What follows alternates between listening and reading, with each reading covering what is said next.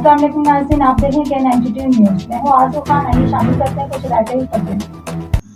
पंजाब भर में Gujarat deputy commissioner Safdar Hussain Virk की ज़रिए क़यादत अक़लियतों के तहफ़्फ़ुज़ फराहम करने, हकूक़ इंसानी और मज़हबी हमानगी पैदा करने में सफ़े अव्वल में खड़े नज़र आते हैं।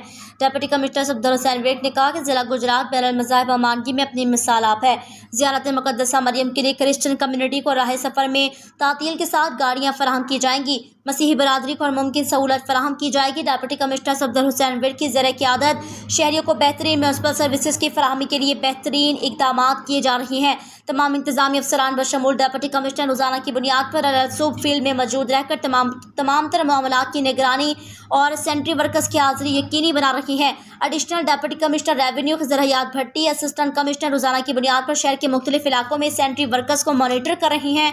डिप्टी कमिश्नर सफदर हुसैन विर्क ज़ाती तौर पर फील्ड में मौजूद रहकर अपनी निगरानी में शहरियों की शिकायत का इज़ाला करवाने में मसरूफ़ अमल है, जिससे इलाके से शहरी को शिकायत डिप्टी कमिश्नर ऑफिस में मसूल होती हैं। डिप्टी कमिश्नर सफदर विर्क खुद जाकर अपनी निगरानी में शहरियों की शिकायत का इज़ाला करवा रहे हैं।